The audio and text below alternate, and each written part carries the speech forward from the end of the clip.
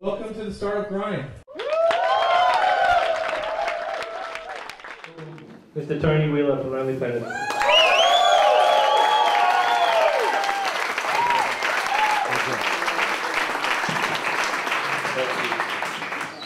All right. So welcome. Good evening. Hello, yes. All right, so tonight, Tony, thank you very much for coming along. I know that a lot of people are excited by yourself and the Lonely Planet story, and I think there's not a single person here that wouldn't love to travel the world and make a lot of money in the process. So I think somebody has to do it. That's right. Good.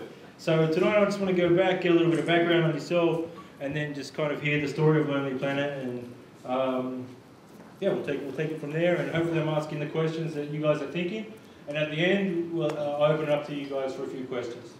And so tell me, can you go back a little bit to your background? What did your father and mother do? I'm not going to dwell on this too long. And was your dad a businessman? What gave you this? No, actually not at all. My father was an Air Force. He was in the Royal Air Force during World War II, but he only just got his wings just before the war finished, so he didn't actually, fly too much in the war. And then he was with British Airways, although it was BOAC back at the start, for his entire working career. So he was an employee right the way through. And my mother was a school teacher, so not sort of business. Although, there's a kind of weird business story in my family, that my great-grandfather, I'm from England originally.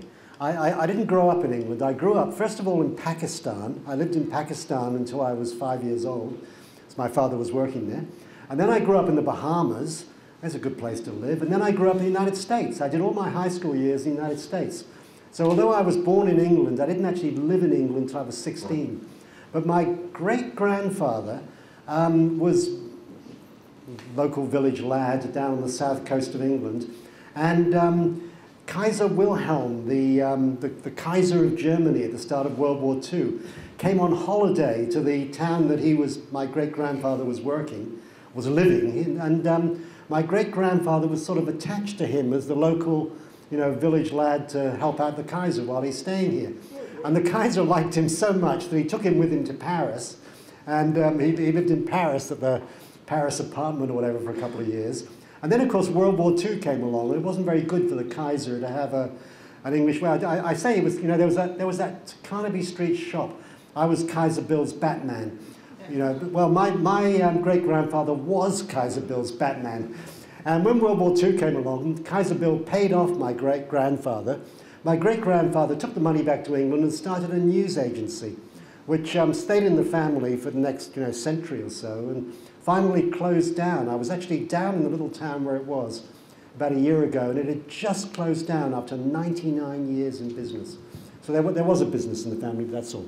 All right, well, I can see, obviously, this growing up in Pakistan and the rest of it, obviously you had this travel kind of bug, I guess, is kind of built in. Well, you could say that, except I had a younger brother and a younger sister, and it didn't give them a travel bug at all, so who knows. Some people, you get a taste for things, and other people, you don't.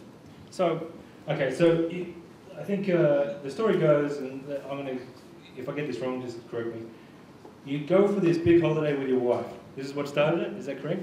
Yeah, that's pretty true. I was actually an engineer. I did engineering at university, and I got my engineering degree, and then I worked as an engineer for a couple of years, and then I thought, I am never going to be a really good engineer.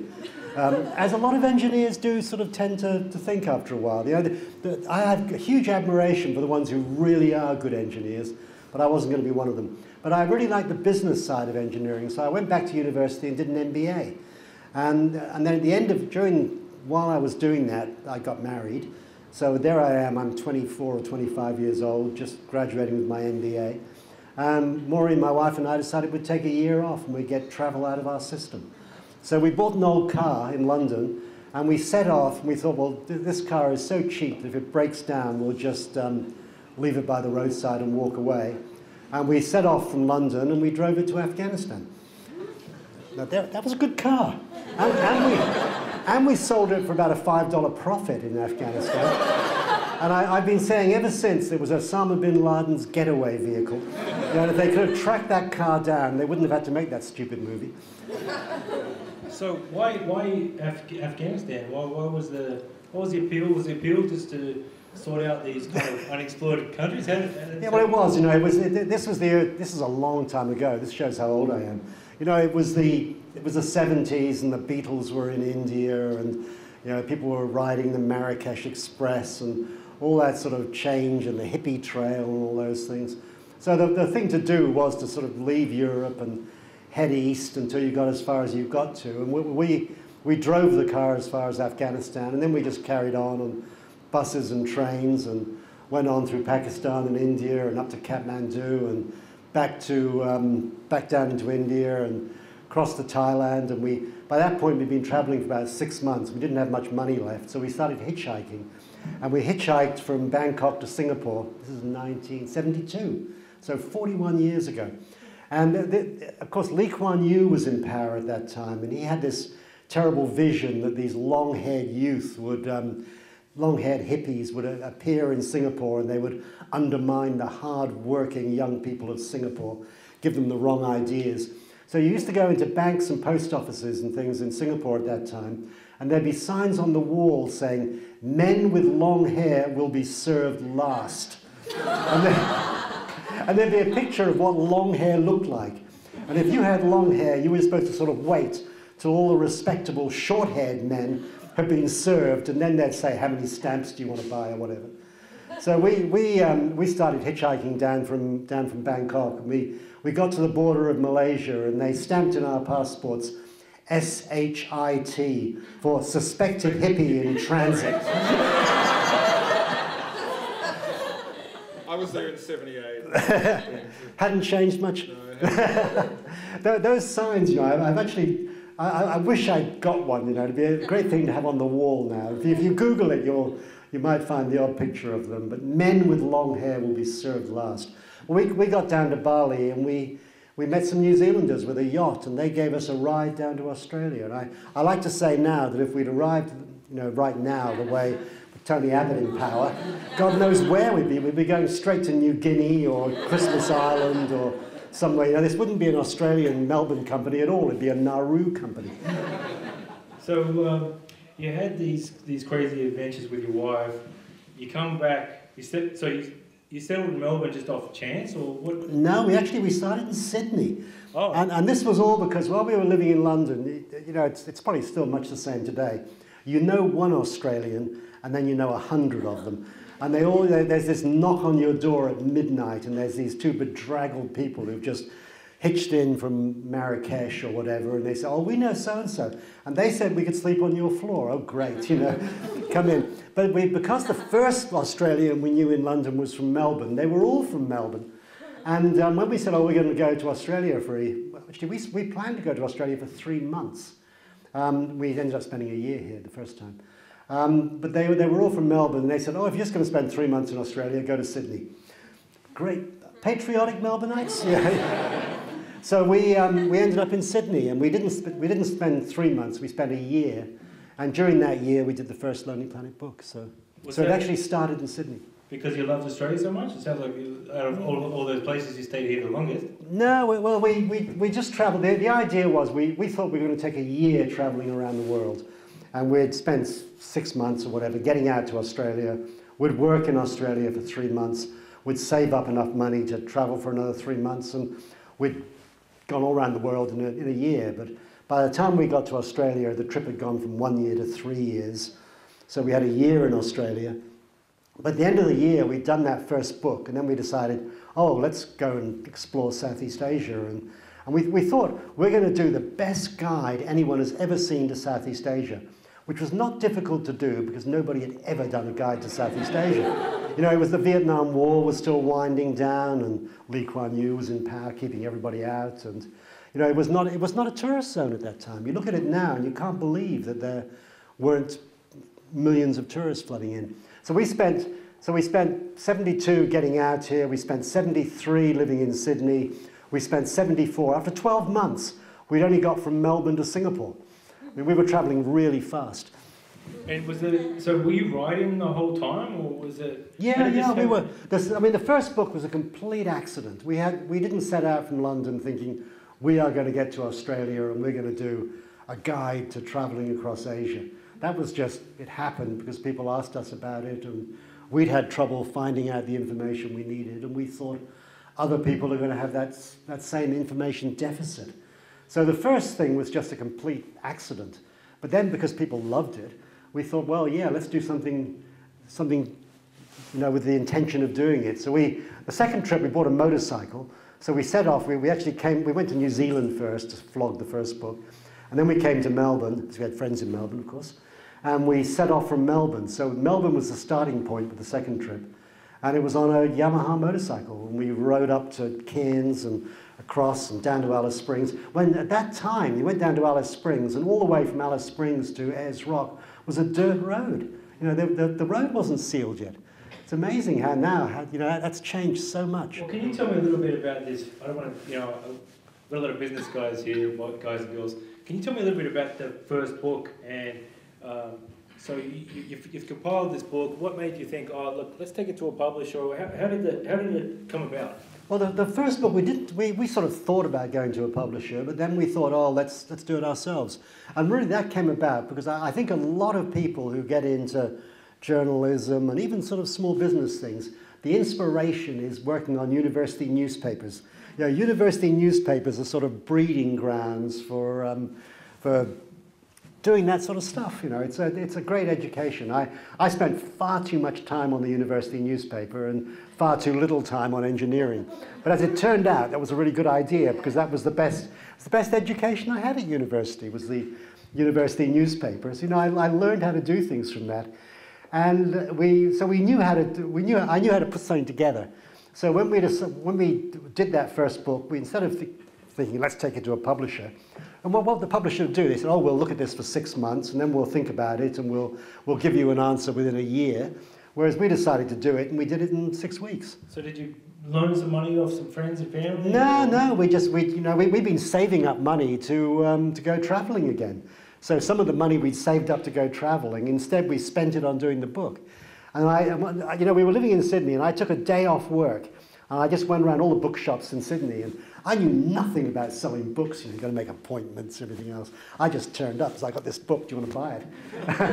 And they all said yes. And the book was a success right away. And we just thought, let's do some more of this. And was that like, well, there's something in this when everyone's just going, yeah, that's a great idea, and then you go, well, yeah, we can absolutely keep traveling. And I think that this is true. I think of any, I always tell people if you want to do a business, the most important thing, it's not whether it's going to make lots of money or you've got a fabulous business plan.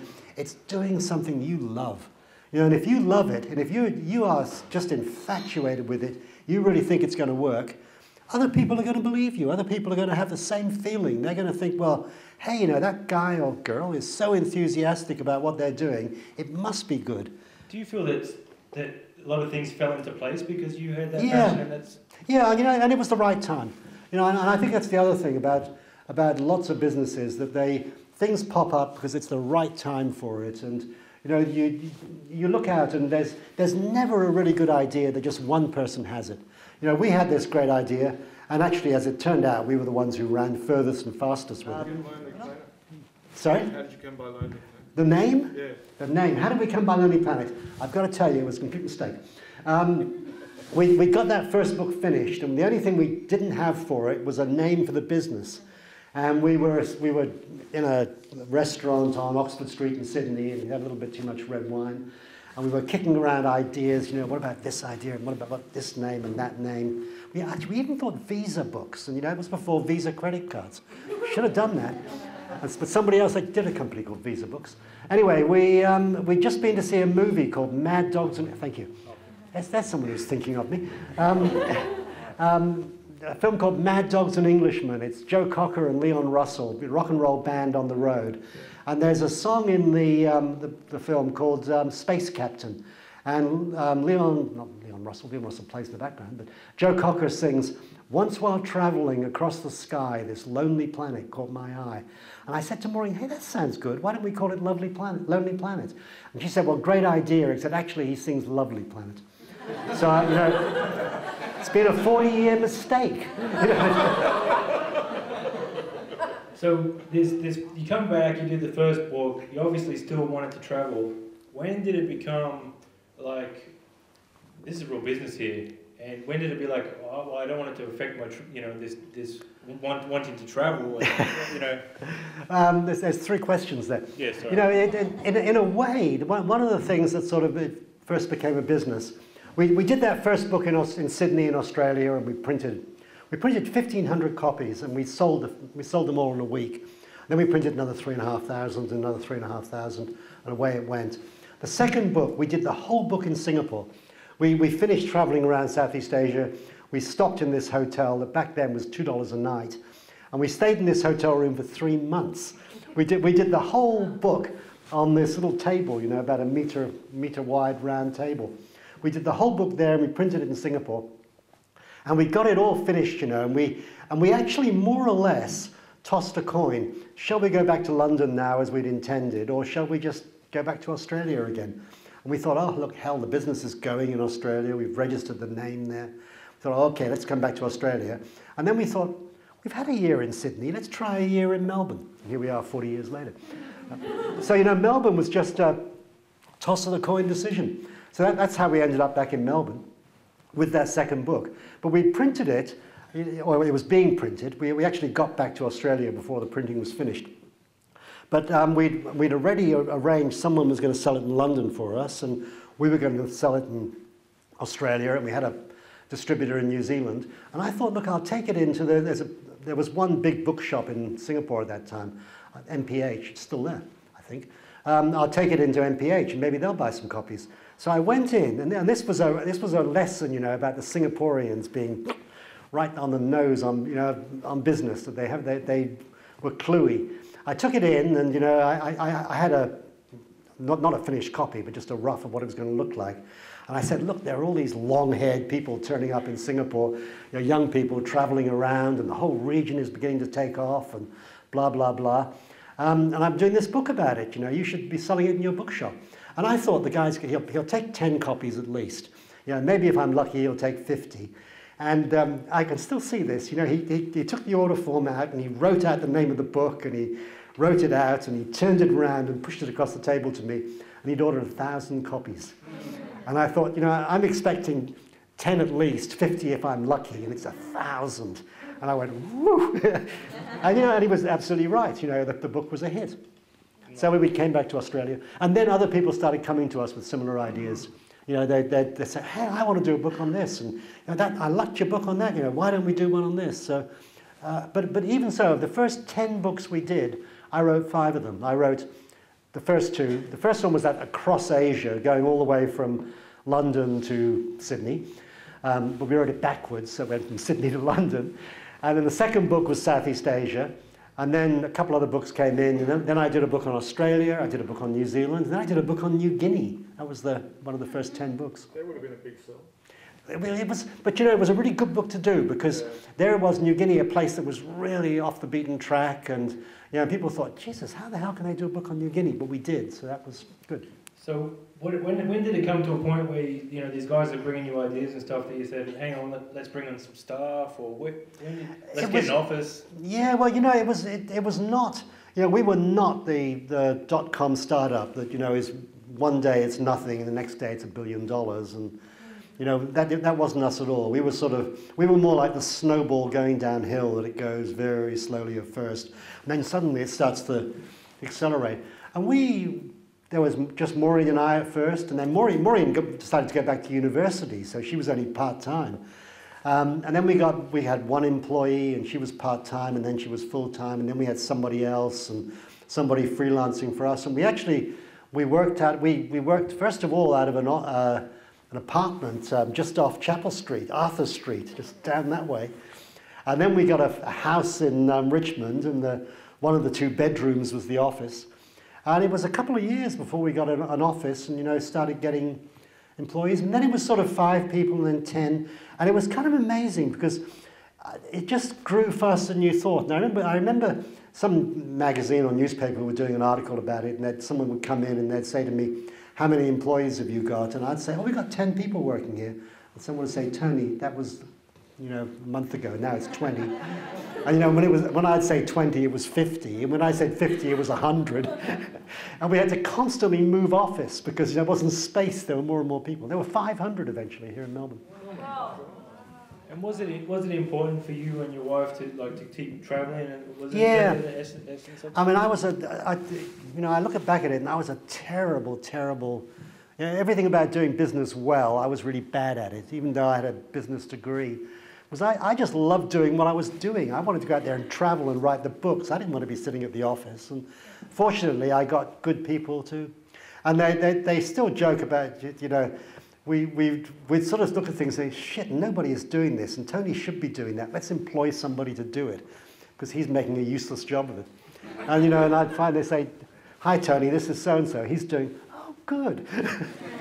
Yeah. So what was it like, traveling to some random location and seeing your book? Oh, fantastic. I loved that. And I still, we don't own the business anymore. We sold out 5 years ago. But I still get a kick out of it. And it was always great seeing it in the really weird places. And you think, how the hell did it get there? I remember I went to Libya about when Gaddafi was still in power. And I went to a bookshop in Tripoli. Where's Tripoli? It is Tripoli, yes. I'm getting my North African cities mixed up. And there's the book on sale there. And I thought, we haven't got a distributor in Libya. How the hell does this get there? And I said to the guy who ran the bookshop, he said, oh, I've got a brother who runs an Arabic bookshop in London, and he just buys them for me and ships them out to Libya. So, and they got all over the place, and it was just amazing. So, one of the real advantages of being in Australia was that you very quickly realized Australia was too small a market. If you were an American, you think, well, America, it's gigantic. All we need is America. And pretty much the same with the Brits. Britain was huge, and if you can sell a bit in America, that helps. But Australia was always too small. So we always had to look elsewhere for markets. And that being forced to look for markets elsewhere meant that we were always ahead of the game. So when the Americans finally got around to thinking, oh, we should be doing books on Thailand and Malaysia and Indonesia, it was too late. We'd been doing them for 10 years. And then they thought we should be selling them in Thailand and Indonesia, and they go into a bookshop in Thailand, and there's Lonely Planets, no space on the shelves, you can't even get in. How many books are there? Well, there's about 600 different Lonely Planet titles, I think. You count all the different things they do. I keep saying we do, but it's not we anymore, it's them. About 3 years ago, they sold the 100 millionth book, so it was 100 million books. But of course now it's how many hits do you get on your website and everything else rather than books. So when did you it's grown from, Tony, how many staff do you have? What, 20? It's actually 50. When did you start thinking, oh, we need an office over here? How did you expand? Well, quite early on, when we started getting these international distributors really early. I mean, we had distributors all over the place very early on, and it was a lot of fun doing that. I've still got lots of friends from those early days of selling the books in different markets. One of I think the great things about Lonely Planet today, I mean, I'm not a recognised face. Once a year I'm crossing the street in Melbourne and someone can, you're Tony Wheeler. But that's very, very rare. I'm not, like some local radio star or something. But, I've got this thinly spread fame that's all over the place. And one of the places, of all places, is Italy. Our books, Lonely Planet guides, they are far and away the biggest guides in the Italian language. And I can, if I was doing this in Milan or somewhere in Italy, I'd have a similar crowd in Italy. Yeah. And I'd have to have a translator with me, of course, because I don't speak enough Italian. But there's all these Lonely Planet fans in Italy, and that really gives you a kick. Yeah. Because I love Italy. It's a very stylish, interesting place. Going bankrupt, but there you go. But it's fantastic to be a sort of a name like that in Italy. And the other place right now where it's happening, which is just wonderful, is China. That we are the second biggest publisher in the Chinese language, and young Chinese, they all want to travel. They used to say that if you were you want to have a transistor radio and a bicycle, you know, that was and now you want to have a BMW and an overseas trip, you know, so China's changed so much, and that wanting to have an overseas trip is a big deal, and because of that, Lonely Planet's a big deal in China.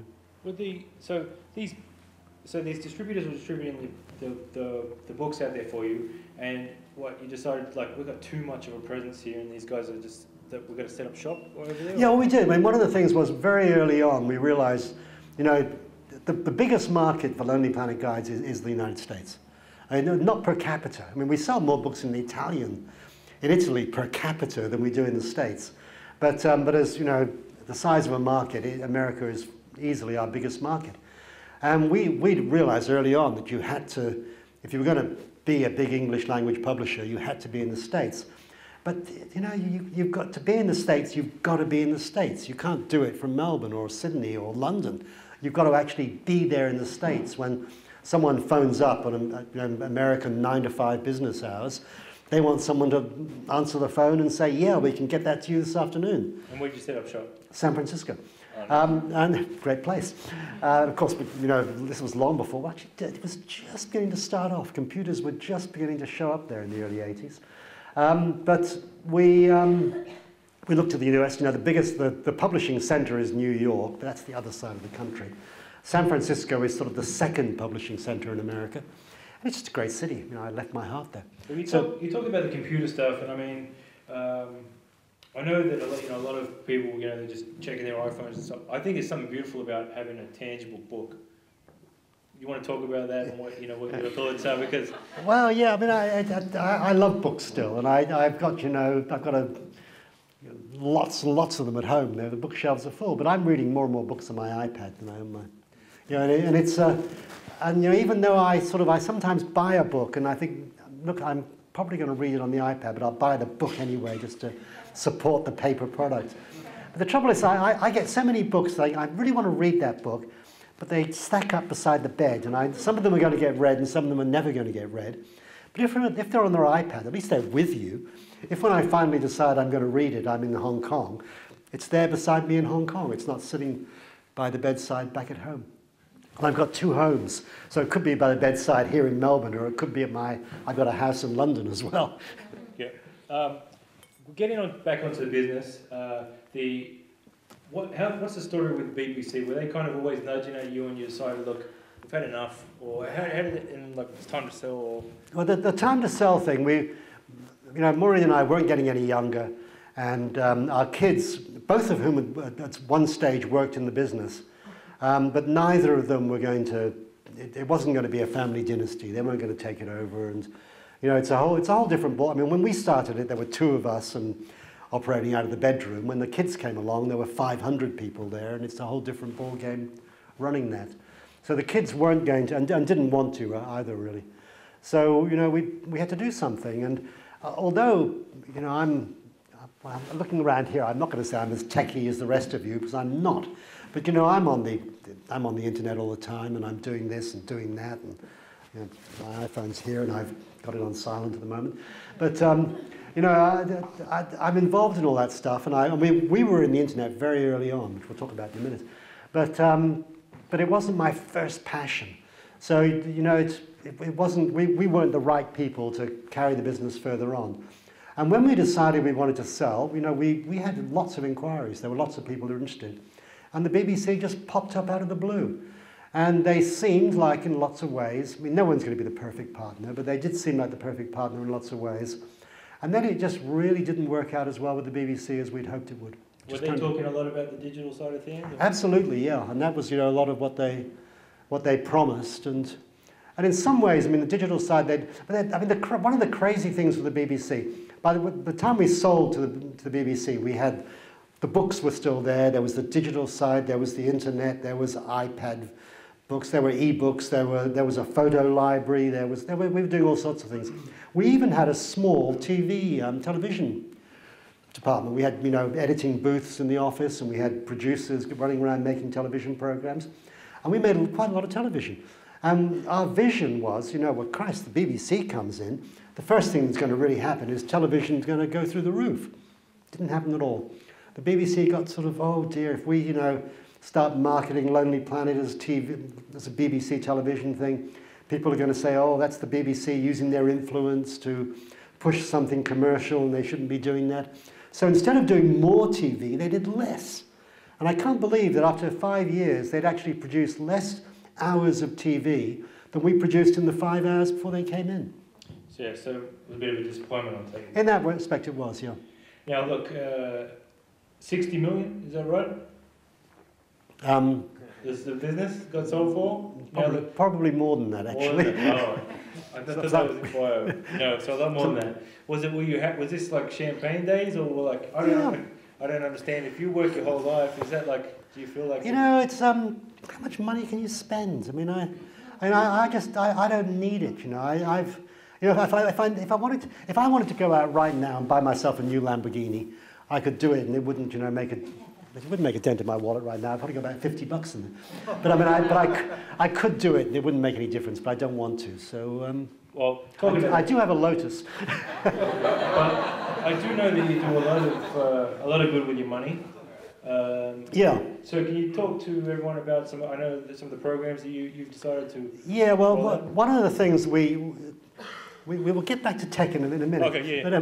But one of the things fairly early on in Lonely Planet, probably, God, nearly 30 years ago now, back in the 80s when there was the famine in Ethiopia and, you know, Live Aid and Bob Geldof was getting his knighthood and all that stuff.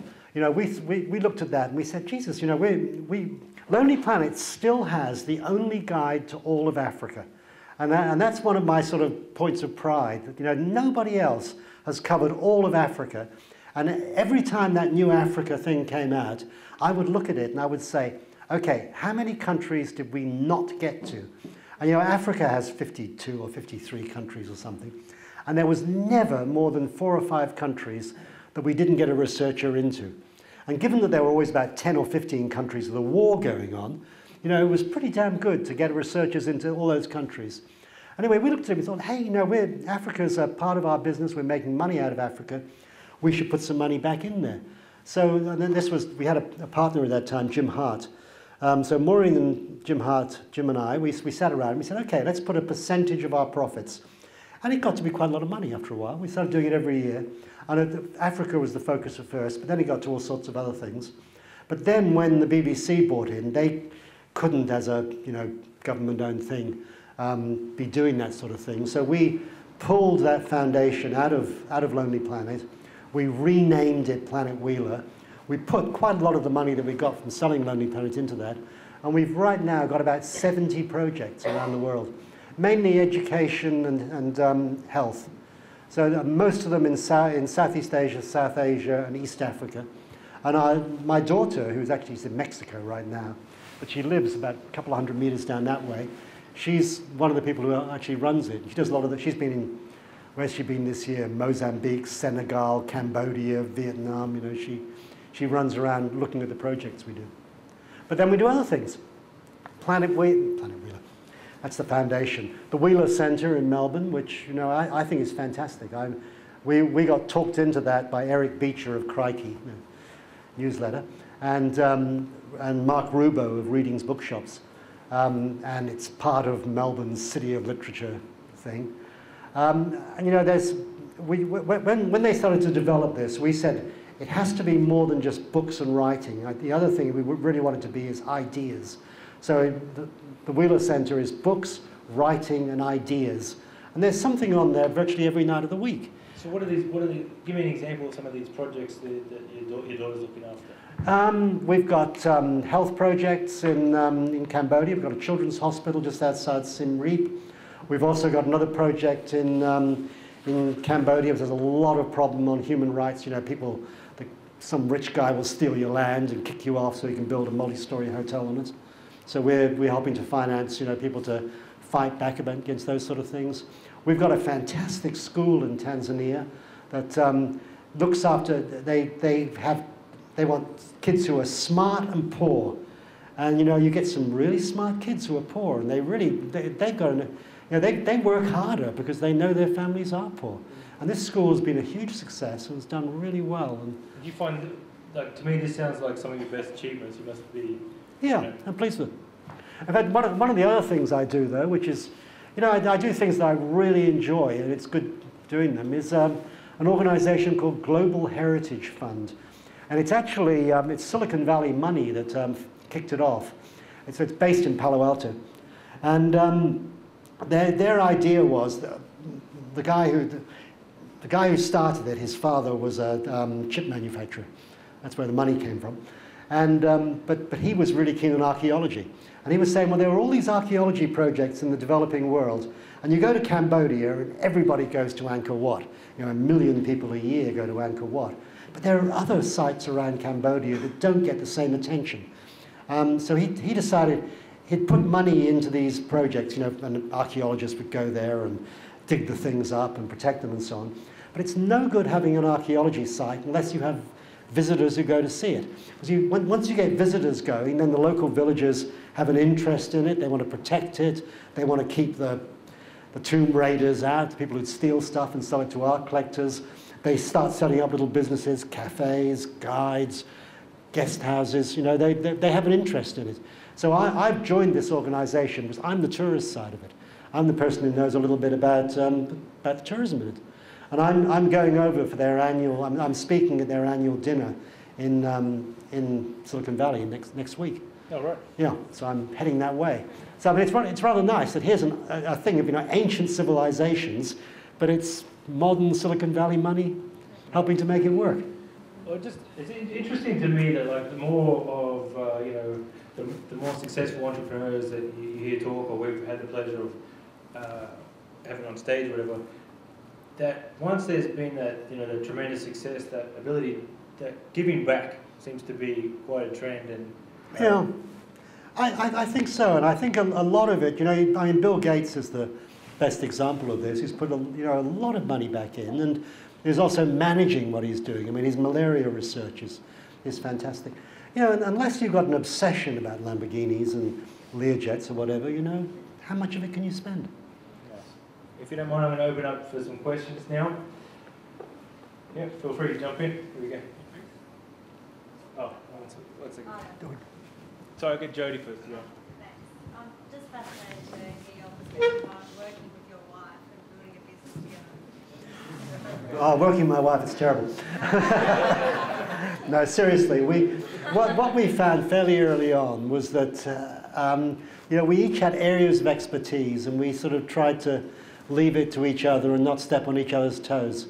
And I mean, the funny thing about it was that I was the one with the business degree, but it turned out she was far more business-minded than I was. Excuse me. When we came to selling the business, she was the one who did most of the negotiations. And I think we both agree that, you know, if we look at the business, Maureen sometimes said, you know, that he started it, but I kept it going. That if, you know, if I'd left it to him, he would have run it straight into the bankrupt into the ground. Because I would have just got any great project. Yeah, let's do that. Let's do that. Oh, good. So you're an ideas man? Yeah, I was the ideas guy. Yeah. Before I take that other question, sorry, you did want to talk about tech, so I want to make sure. Yeah, a little bit, because one of the things that we got into computers very early on, and one of the things was I can still remember our first computer, which must have been the late 70s, and it was a thing called a Century T10, and I think it cost us about 25,000, and it had about, you know, half the power of, no, not half the power, a tenth of the power of an iPhone. It worked on these floppy disks. Don't exist anymore, do they? Yeah, there were those little ones, the 3.5-inch ones that were the sort of final. And then before that, there were the 5.25-inch ones. Well, this thing went 8-inch ones. It was like 78 RPM records. And it was you know, and we got it for doing the accounting and the invoicing and so on. And it worked very well for that.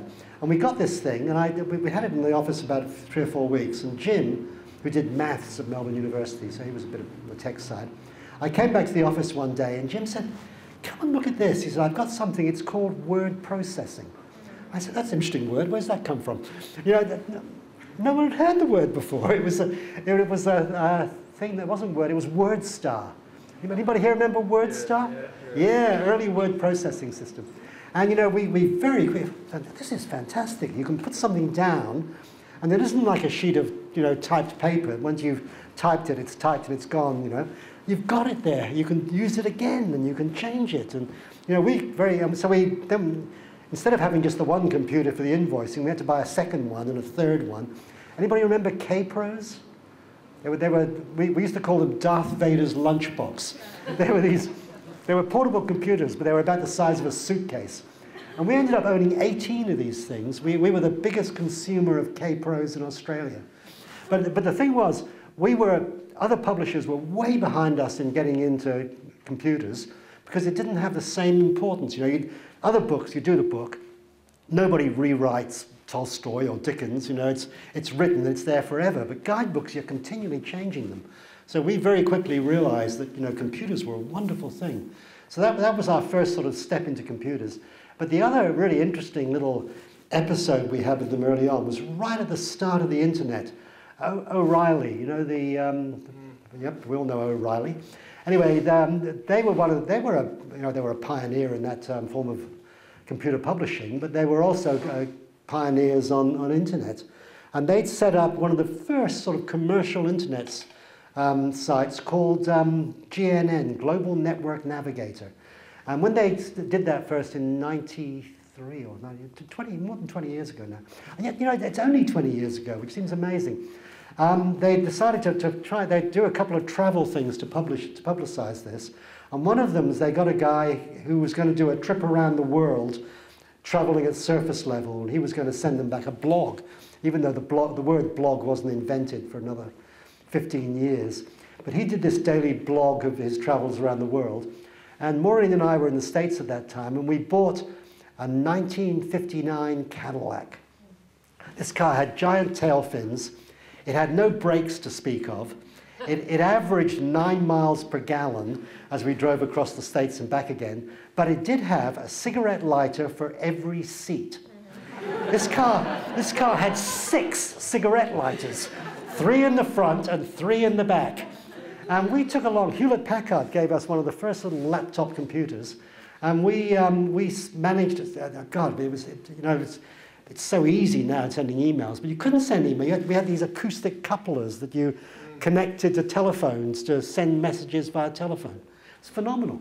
And we sent back a message every night, and they put it up on their website. Oh, really? Yeah, early 90s. So, I'll keep going with questions here. I got too many myself. Go ahead. Sure. A challenge for any company is hiring good staff. How did you know that you were able to hire the right staff? How did you go about finding the right staff to help you grow the business? How did we find the right staff?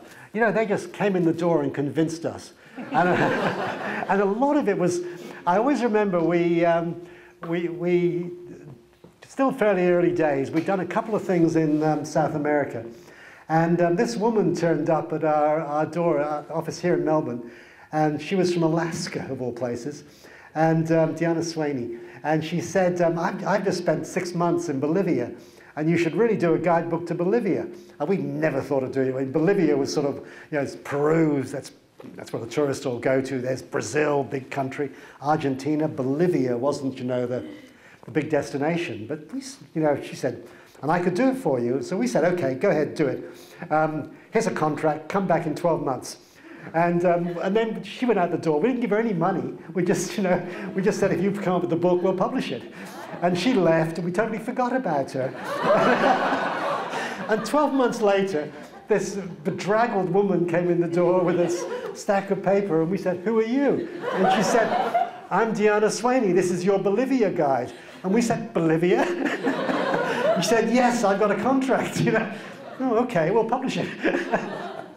And it really was like that. It really was. People would just turn up. And actually, the woman who I'm still really good friends with, Charlotte Hindle, who set up our London office, she was a British backpacker who turned up in Australia and just came into the office and said, I want to work for you, and I've just spent 6 months traveling around Asia, and here I am in Australia, and I like your books, and I could be useful for you. And we said, okay, there's a desk, you've got a job. And then a few years later, she said, you really need, we had the office in America then, you need an office in London as well. I'll go back to London and start it. And we said, off you go.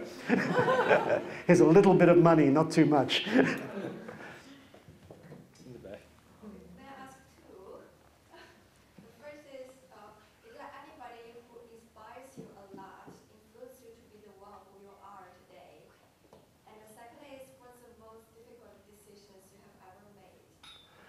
The first question I think was anybody who inspired me.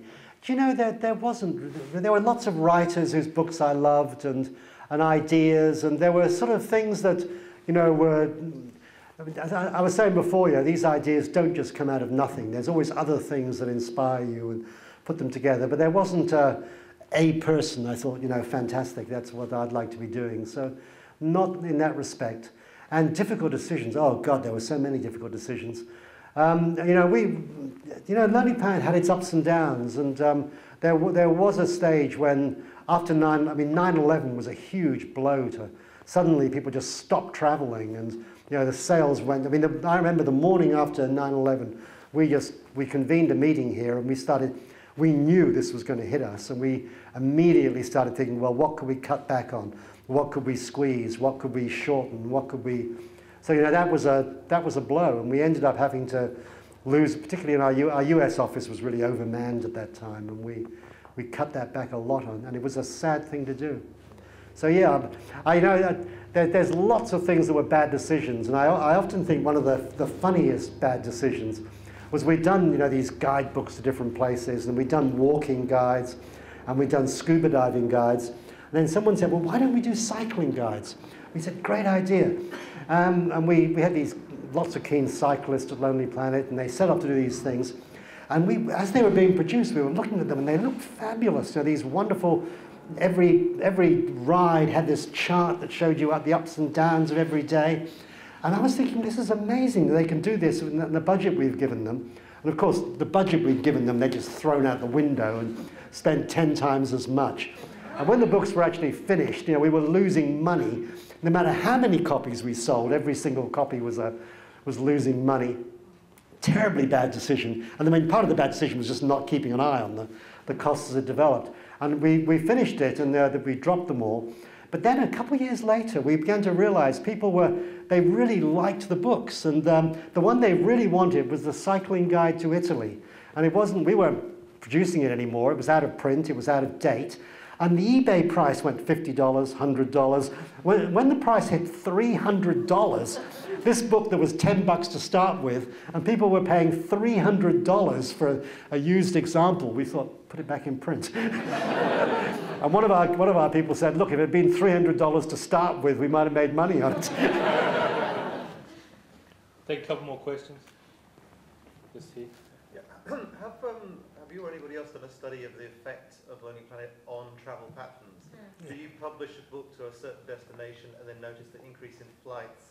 And also, any consideration of sort of sociological effects in development? Yeah, I've done talks at various places of all the countries I've ruined, you know, and I sort of, there's Bali, you know, Bali was quiet, and, you know, there were just a few little guest houses on the beach, and there weren't thousands of Australians killing themselves on motorcycles, one every 9 days, I heard yesterday. You know, all that stuff that happened. Well, you know, so I ruined Bali, and then I ruined Cambodia, and then I ruined, you know, Thailand I'd ruined earlier on. So I do this, you know, here's a slide, all these places I ruined.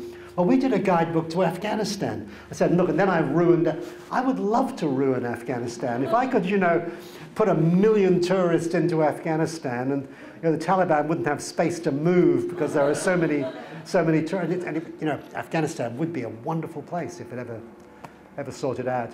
So yeah, I mean, we're only one factor, and I think Bali is probably a good example. That, you know, we came into Bali at a time when tourism was just taking off after the Sukarno years, but then everybody else, Qantas was coming in, and later on Jetstar, and all these hotels were being built, and all these other things were taking off as well. We were one of the factors in the whole thing. But yeah, it's an interesting question. You know, what does spark the interest in these? The one it's interested me really of late has been Burma, Myanmar, that we got a lot of flack for a long time. We did a Myanmar or Burma book long before it became politically incorrect to even set foot in the place.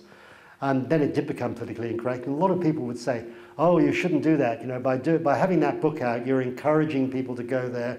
And by going there, they're supporting the military government, and Aung San Suu Kyi is in house arrest and all this.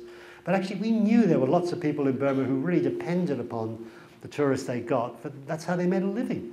So we didn't want to drop the book, and now, of course, everything has turned around and people are flooding into Myanmar, and there you go. Wait long enough. The one to see. Oh, sorry. To see. There are so many new travel ventures that are coming up now with online. Is there anything that's really caught your attention, which you think is really good? Yeah, I mean, one of the things I feel like talking these days is once upon a time I'd be saying, oh, we did this, we did that, and it was wonderful, and now it's, I mean, how do you survive when, you know, the world is turning away from books? And of course, Lonely Planet does lots of things, as I say, you know, they're all available as e-books, and you can download them on your iPhone, your tablet, or whatever. But you know, the interest today is on the digital side. And you know, there's so many things. It isn't any specific thing. We were talking earlier on this evening, Airbnb. You know, that's a good example of one of the things that's really developed. I'm really interested in the timeshare thing in transport. I live part of the year in London, and the last thing you want in London is a car. You know, a car is in London it's a pain in the ass to have. But in London I use Zipcar. Here I've got a car in Melbourne. But I also use FlexiCar. You know, and that's a great system, and I think it's one that we're going to see developing more and more. I was in Munich a year and a half ago, and I had lunch with the marketing director of BMW.